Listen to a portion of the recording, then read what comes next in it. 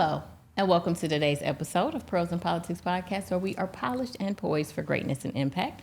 My name is Kahala, and I'm your host. Today, we are going to meet with two dynamic women who are leading NAACP chapters here in the state of Illinois. As we all know, there's much going on in the world today, and the NAACP is on top of all of it. And today with us today, we have President Robin Carey-Boyd of the East St. Louis chapter of the NAACP, and Francine Nicholson, president of the O'Fallon, Illinois chapter of the NAACP. And we are so happy to have both of you with us today. Thank you for having us. Glad to be here. There's so much to discuss, ladies. Yes. I mean, there's so much to discuss, and we'll try to take it piece by piece, right? We're not going to just, and we'll try to flesh out many of the issues and things that I know you all are addressing on a daily basis. But first, tell us a little bit about yourselves. Okay. Well, you've said I'm Robin Carey-Boyd, and I serve as the first female president of the East St. Louis branch, 3013, since the 1960s. So I proudly say that. I repeat it and let everybody know that often I say, who rules the world? And so I am just happy to be the president of the East St. Louis branch. But first, I am a wife and a mother, a daughter, a proud nana, and a woman of God. So I do that, and then I can move forward to serve. I also serve as the president of the National Pan-Hellenic Council of East St. Louis, so I cannot not mention that because the two, they work so well together. They do, and actually we always go into that next. Are you Greek? Where I do Here we go. serve as a member of Delta Sigma Theta sorority, and I am just now a 40-year member, uninterrupted membership. Congratulations. So I'm proud of that. That is awesome. That is awesome. Yes. That is awesome. Well, that is a true legacy. And like you said, I'm sure Pan-Hell and the NAACP work so well together, and I'm sure we'll get into that. Yes. Thank you. Please introduce yourself and tell us all about you. Hi, I'm Francine Nicholson, and I'm the president of the O'Fallon Metro East NAACP, as well as the Illinois State Conference second vice president. And so I serve the O'Fallon Metro East area, O'Fallon, Fairview, Swansea, all those areas, and just love what I'm doing. Yeah, And are you a member of a Greek letter organization? I am Alpha Kappa Alpha Incorporated. Awesome, Yep. awesome. See, and look at that. Okay, because we love the D9 and all things, and so we have, and people are always like, oh, well, I'm not, an Alpha Kappa Alpha. Well, I'm like, Pros in Politics Podcast is for every woman, okay? Right. So we've had Zetas, Deltas, Sigma Gamma Rhos. We have had everyone, folks who are not in Greek letter organizations. I happen to be an Alpha woman, but Pros in Politics Podcast is for pearls of information and political information, not misinformation, and that is for all communities of color. So now that we've got those introductions out of the way, please tell us your individual journeys with the NAACP and how you all came to be president and what your chapters are doing today. Well, I have been a member of the NAACP probably for 13 to 15 years. I was just a member, and then I started to work. I started to attend meetings, and I'm a hard worker.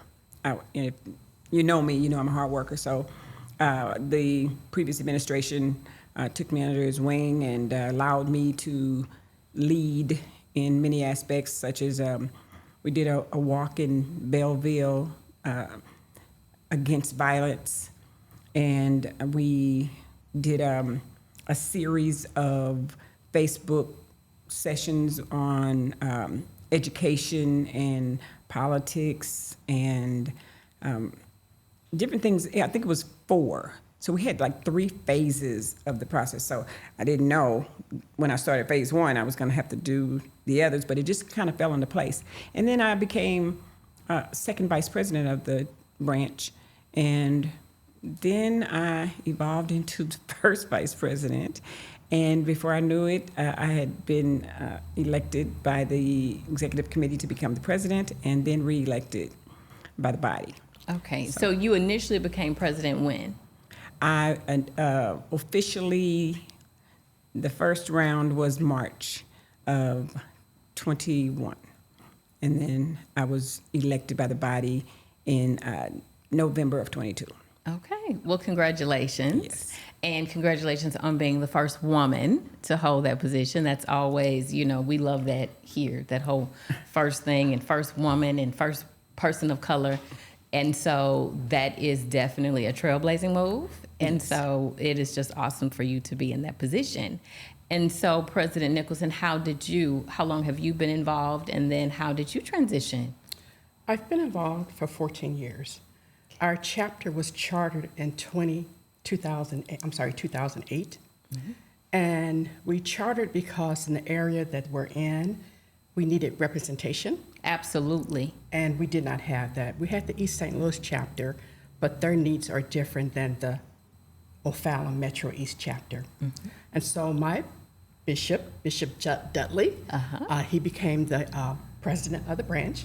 I remember that. Mm-hmm. Yep, and he was the president until 2014. At that time, he wanted to step aside because he was just so busy. He couldn't give the NAACP what it needed. Mm-hmm. I served as his treasurer. He asked me if I would run to be the president. And I said I would only if you continually pray for me in this position, because there's a lot involved. Absolutely. And so in 2014, I became the president, first female also. And from there, I've been the president, just trying to grow and make sure we're being represented in the community, and we're helping the community as needed. So, excellent. So congratulations to you also on being the first woman to hold that position. Obviously, we are very familiar with Bishop Dudley and your church, okay? And so I clearly remember when he was the president and the work that he did, and then I wasn't familiar with the transition, so I was so happy to find that you were in that role, one as an Alpha Kappa Alpha woman, and then in the community where I live, even though I knew that the chapter was present, but I am a Silver Life member of the East St. Louis chapter of the NAACP, because that is where I was born and raised, and that was my base when I was in elected office, and it's still my base now. I mean, that is where a lot of my family still lives, and I do community service work and all kinds of things in my city. And as we all know from President Politics Podcast, I put on for my city. So from the beginning to the end. So I will always be 40th and State Street. So, well, thank you both for coming on. Let's get into what nationally, what the NAACP is doing. I know we mentioned off camera that there have been some monumental changes that have been forever, and then to make things, I would assume, more inclusive, or just to bring things more current and up to date with the culture. And then on the statewide level, and then locally in your chapters, because again, I know you all are out there pounding the pavement daily, particularly in the area of voter registration and voter mobilization, which is so important. A lot of people are like, oh, well, it's not an election year. People need to understand, and nobody understands better than the boots on the ground or people that were on the ballot, that it cannot be an election year type of thing. It has to be an everyday kind of thing, an every month kind of thing, and every year kind of thing. Stacey Abrams did not do what she did only in election season. 200,000 unregistered voters in Georgia did not come about in 20.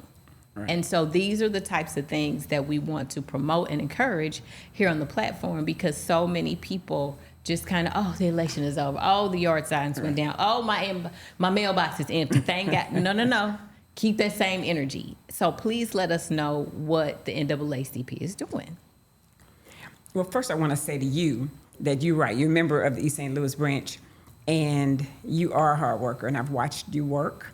I've enjoyed it. I modeled myself after a few things, because you bring in lots of youth memberships. You've done that many times, and because we work really hard for the youth. I think that's a great thing to do. So I want to say thank you, and we hope to continue to have a good relationship. I'm going to defer to Second Vice President on Just starting at maybe the national level. National level, sure. And then we can go. Yeah, at the national level, there isn't one specific thing we're focused on. Things are changing daily, and so the focus can shift within minutes. And so anything that's going on the national level that's impacting our community, the community of color, then we, NAACP National, is getting involved, making statements, making their presence known. That trickles down to the local level, depending on what's going on in your community. And in the local level, pardon me, some things that are happening national may not be happening locally. Absolutely. Recently, with the officers, I believe that was in Tennessee, with the beating of the young man. So that trickled down to my community because I'm building, or have built relationships with the police community. So I have bi-monthly meetings with the police chiefs in O'Fallon, Fairview Heights, Shiloh, and as far as away as Centralia. Because as we have those meetings, their common theme is we don't want this happening in our backyard. Absolutely. How do we prevent this from happening?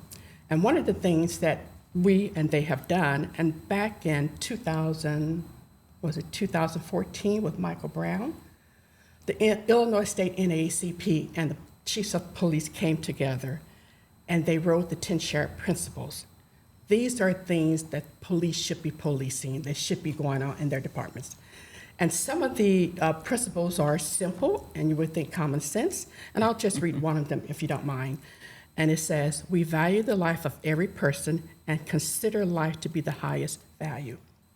You would think that would be common sense, but sometimes it isn't.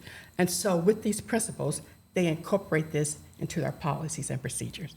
So we don't just sign on a document, we incorporate this and we practice these policies.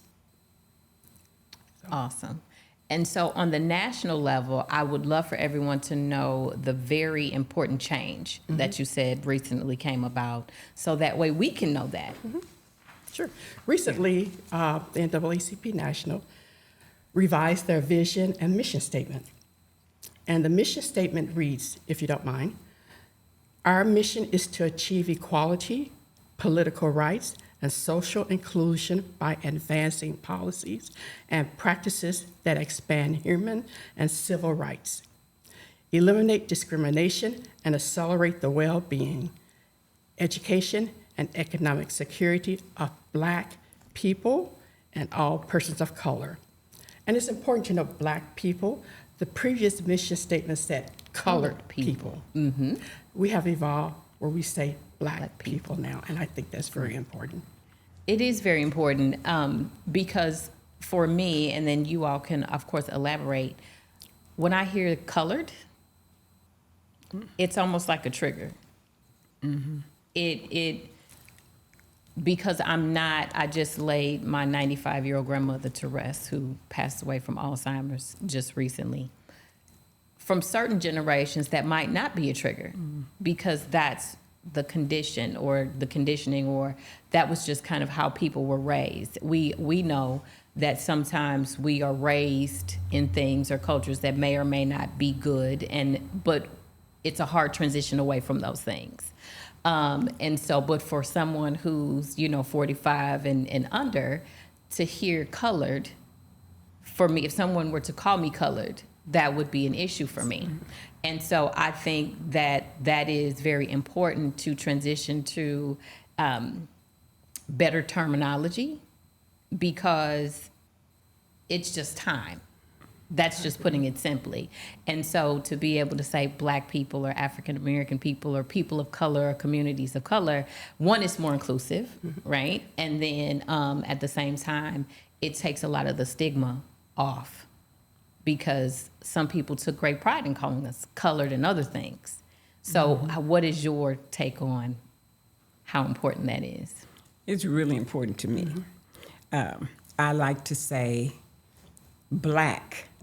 It makes me feel proud, and I want it to be known that's who I'm representing. I do say that we represent people of color, because we do. Absolutely. But primarily Black people. And I think, I know a while back, it may have been to utilize black was too bold. But I'm okay with being bold. I'm okay with saying it out loud. You are, and I love it. And so I want to say black, and I will say African Americans, that's who we are, but we're black people, and that's who we're representing. And if you need help and you're a person of color, come to us, and we help people. Absolutely. So we don't want, we fight against discrimination, period. And so, but yes, I stand strong on it. I'm a black woman representing black people. That's right. And you are part of a black Greek letter organization, and you are part of an association, like you said, that represents black people. And I think as a community, and particularly as black women, as the three of us sit here, I am 100% behind what you just said. Just loud and proud, okay? And there's nothing wrong with that. I think for so many years, it wasn't okay. What did you say? It's bold. Yes. It's pride. And I think for so long, we were put in a position where we couldn't be bold. We couldn't be proud. Tiptoeing into it, or just kind of, we don't want to push the envelope. But what's wrong with pushing the envelope? What's wrong with opening it up wide up, open and say what we're thinking? I believe in being respectful and tactful. But I also believe that we have to advocate and speak up for ourselves and for those that can't speak up for themselves. Absolutely. I know I say all the time, if I'm nothing, I'm an advocate. Yes. And so whether it is for children, whether it's in the courtroom, whether it's, for people who can't afford counsel, or people in my current position in the prison population, and advocacy is key. Yes.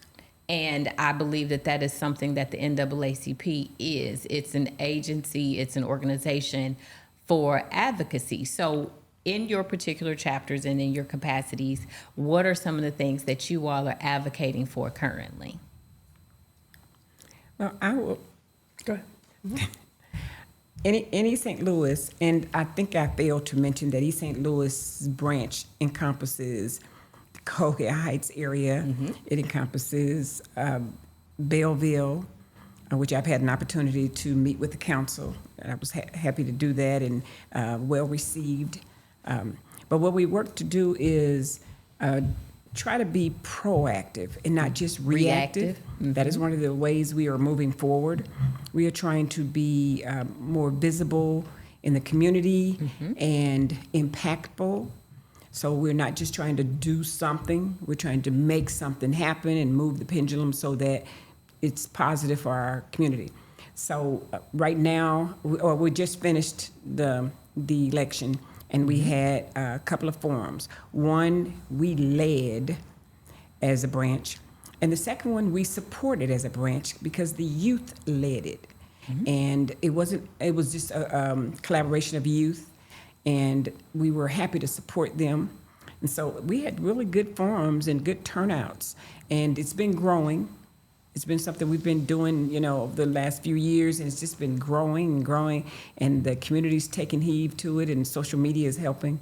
So I think it really did help. Sometimes you think you already know who's going to win, but you didn't know the candidates. You didn't know where they were coming from. Absolutely. And so it could be, potential for future opportunities.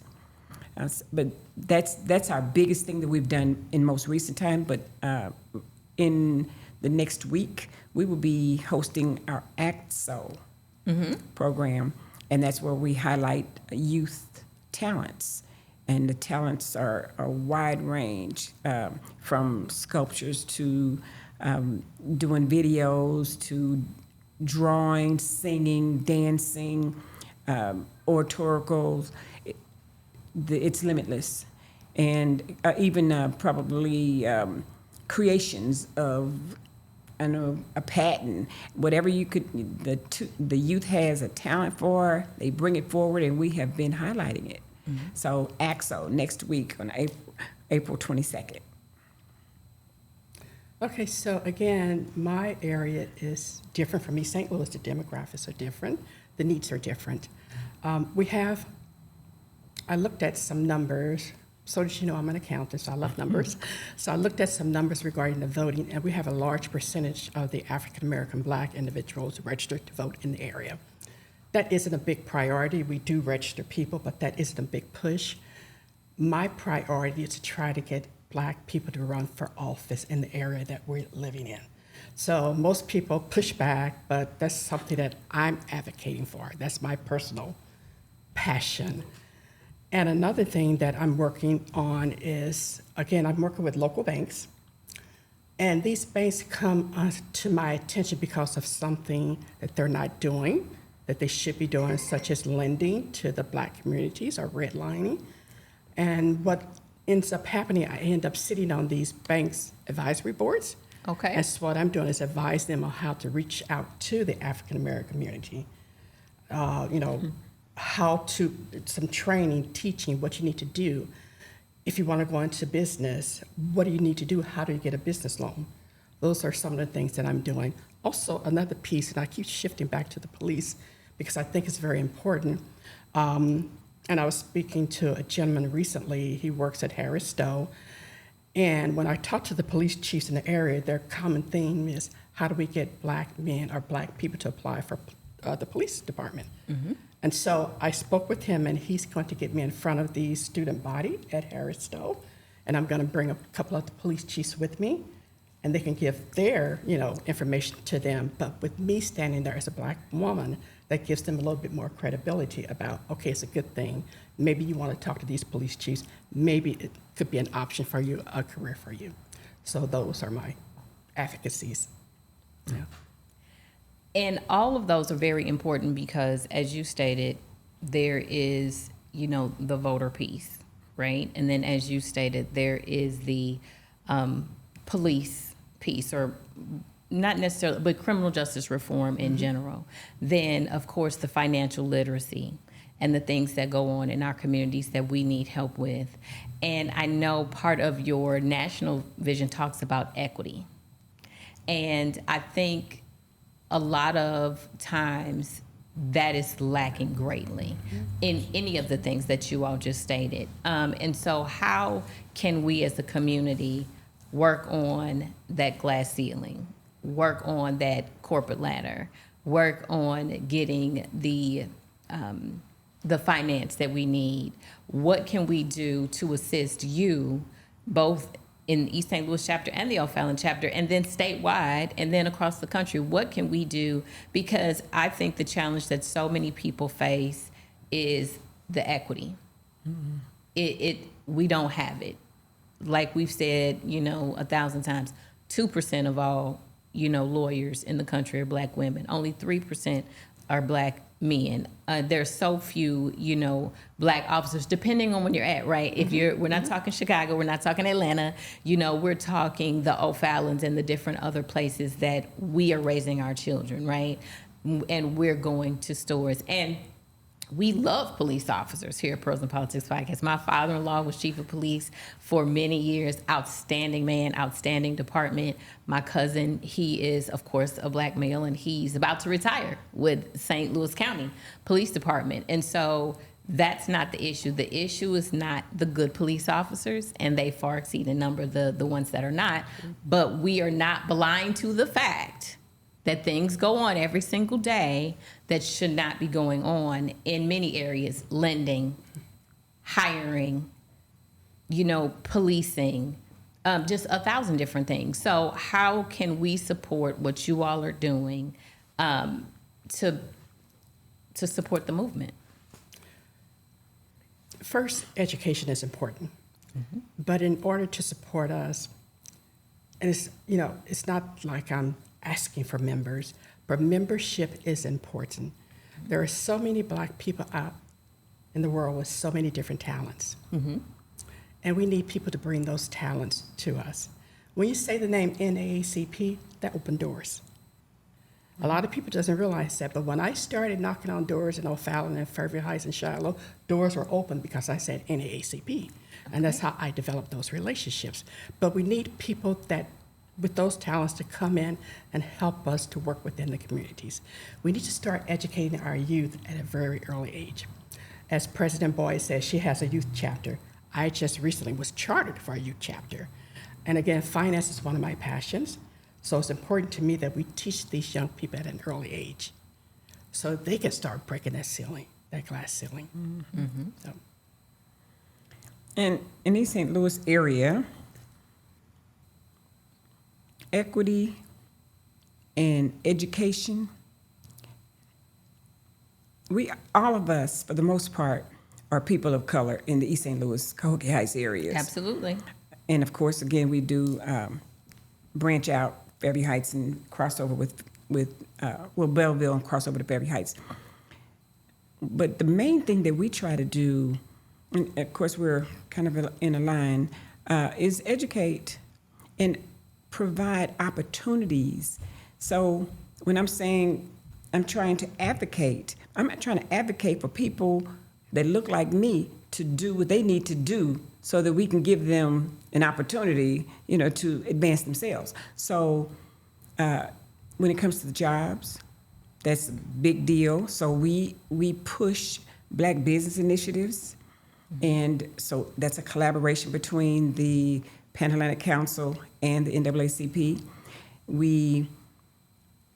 I just visited Phillips 66 refinery, and it was a Black employment network.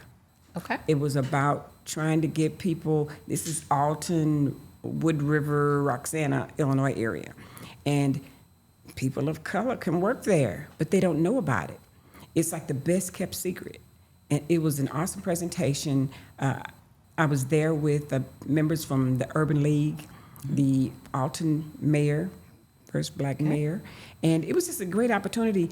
And then there's some other opportunities that have come to the branch where people are talking about their jobs out there. So again, we want to provide an opportunity for individuals who think there's nothing there for them, and not just for the job, but we're going to get you ready for the job. So again, much like Vice President, she's our second Vice President of the state, mentioned about the youth. We want the youth to get ready.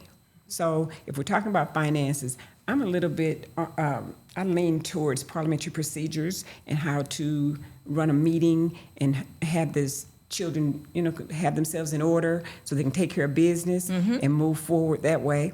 So I think that it's baby steps. And again, I'm new to the game. I'm not new to leadership. And so with that being said, I'm branching us out to try to touch on many things. When you talk about equity in East St. Louis and Cahokia area, we have some issues about the flooding. And what happens if I'm flooded out? How soon can we get some finances? And so they had some people, FEMA and some other agencies come in and speak to the community about opportunities to be able to either get bought out or to repair, clean up, but it's expensive. And so I've gone to some meetings talking more and more about the floodplain and different opportunities and ways to meet people where they are. And so that's an ongoing uphill battle, but it is something that we do have a crew of people that are supporting us on that. But like you both said, and this is just a perfect example, both of you have shown the distinction between the needs in your individual communities. And that's what people really need to understand. What is needed in O'Fallon, it can be what's needed in East St. Louis, but a lot of times it's not.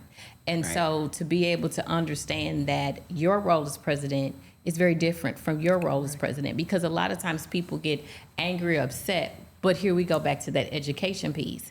Being able to inform people that I'm not really having a FEMA conversation in O'Fallon. Okay, I'm not really having a voter registration conversation in O'Fallon. I'm not really having, the police officer conversation in East St. Louis, because the majority of our officers look like us, and most of them are from this community. So it's so important, because a lot of times people are like, well, why aren't you doing well? There are lanes in life, and that's not my lane. And if so many people can learn to stay in the lane, then we will have a lot less offense, a lot less confusion, and a lot less animus between people. And to be able to understand that you're getting up every day, both of you, and you are operating in your community in ways that best serve your community, and just giving people grace to be able to do that. What did you say? You're new to this, you've been in this for a while, and building relationships takes time. Like, what did you say? NAACP, it opens up a door, but it doesn't always open wide in the beginning. Right. We know that. Correct. Sometimes it's a crack, and you got to keep knocking, and you got to keep inching in, and you don't go in like a bull in a china cabinet. You go, what did you say, professionally. You go in with an amicable spirit, because everybody's not open to those conversations. But I believe, I'm like you, would you say, oh no, we gonna have a conversation. Like, I believe in having hard conversations, because if not, they'll never be had.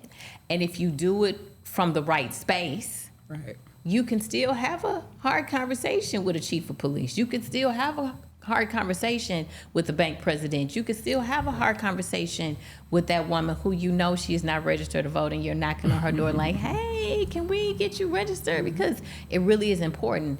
And a lot of people don't understand the importance. And again, education, the importance of being able to vote. And that your vote counts, and that your vote matters. Because if it didn't, they wouldn't fight so hard to keep you from voting. Like, again, but it takes time. Rome wasn't built in a day, but the two of you are building, and I love it. And that's why you're here today, to let the community know, to let our listening and viewing audience know how you're building. And as Black women, and as the first Black women, you know, and just one with a super fiery spirit, you know, and then one that's like, I'm fiery, you know, I'm fiery, okay? Don't mistake it, you know. Right. And I just love it. So I know we talked about membership. So how can our listening and viewing audience across the country, because we are talking about a movement from state to state across the country. It's needed everywhere, and there's an NAACP everywhere. If it's not in your backyard, then it's somewhere, and you can find that chapter and you can get involved. And I know that membership, like you said, is extremely important. So how do we become members of the NAACP if we're not already Silver Life members of the NAACP? There are several ways. You can reach out to your local NAACP branch, and my members carry membership cards with them saying, here, if you want to join, here, fill out this form. But also you can go to the national website, naacp.org, and you can find membership there, and put in your zip code, and it will let you know your local NAACP branch, and you can join that way. And membership is $30 per year. You have the option to become a lifetime member, $750, and you can pay that over 10 years, $75 in 10 years. And then, you're a silver member, I believe? Is that the lifetime, I believe? Yeah. Yes, Silver Life. Yeah, so, reach out to your local NAACP branch or go online, and it will lead you to the local branch in your area and join there. Because we need people to get involved. You may have a passion that you may think your branch isn't addressing. Go and talk to that branch. Join that branch. There you go. And then, and I'm going to give you an example. With my branch, I had a young lady, her passion is scholarships. She's an AKA also. I said, okay, well, you start the scholarship committee. Make it happen. She did. We're giving out scholarships now. So whatever your passion is, talk to your branch president, and maybe it can happen. You can make it happen at that branch. And so, of course, membership is the same. But for East St. Louis, what we've tried to do is make it easier for individuals, because nationally they'll pay membership and we don't get to track it the same way. So in order for us to track a little bit better, we know who our members are. We can keep track better of how many are coming in, youth, adults. East St. Louis has a website, and if you go to www.naacpeaststlouis.org, you can actually pay your membership online with us through what we refer to as Zephy. Okay, through a and portal. Then it'll come to East St. Louis, and we will submit our memberships. And that way we are tracking it just a little bit better and able to communicate with our people. Actually, we just had a membership orientation for the first time that I've ever known us to do it. I saw that because I get all the emails. Because when I tell you the level of communication, it's stellar. Like, if you have email and you check your email at all, the East St. Louis chapter of the NAACP keeps you up to date. Thank you. With those email posts. Absolutely. Well, I don't want to sit on all the information. I don't want to be the keeper of all knowledge. So when I get it, I try to share it out. Absolutely. And so our branch secretary is really good at that. But that is one of the ways, going on to our website, to get your membership going. And then don't be like me, because I paid dues for years, and I just was a member. And I proudly said I was a member until the light went off, and I said I need to be a working member. I know better, so I'm doing better. And so I'm asking that individuals come out and join one of the local branches, and then join a committee, because we need you on the committee. If you're going to be boots on the ground, you have to have people to wear the boots. Absolutely. And so we have multiple committees, and I've activated several. We had some, but again, I'm not just this is my name, this is my title person. I'm about moving the pendulum and doing some work. So if you want to be on an education committee, get on it. I'm an educator by trade, so I tend to teach a little bit as I go along. And I said, well, in order to have a committee, you need at least 3 people or more, right? So that one person is not going to be the one committee person. You're the president or the chairperson, and you're the member, and It's too much. right. So we're trying to spread the love around, and so I've activated the education committee, the legal regress committee, so that we can try to address some issues that are coming before us as best we can. We're working on it, so I just want people to know we're working on it. It's a work in progress. We have, of course, the communications committee, and the membership is always activated, and the political action is our stellar Absolutely. committee right now. And then we have our youth committee. So we're just really trying to get them going, but we need bodies, people, and if we want to make a difference, then we need to come together and try to make a difference. And that's the only way to truly make a difference, because what did you say? When you are an army of one, what real battle are you going to win, right? So it's strength in numbers.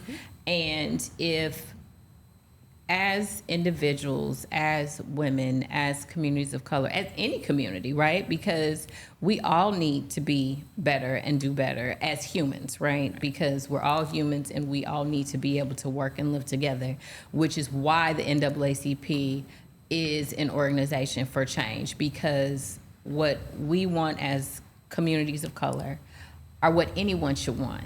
And because we are men and women, human beings, then we deserve everything, all the greatness and the wonderfulness and all the advantages and whatever. We all want that. And so to be able to get to that point, like you said, the conversations have to be had, the doors have to be knocked on, and the connections have to be made that you all are making on a daily basis.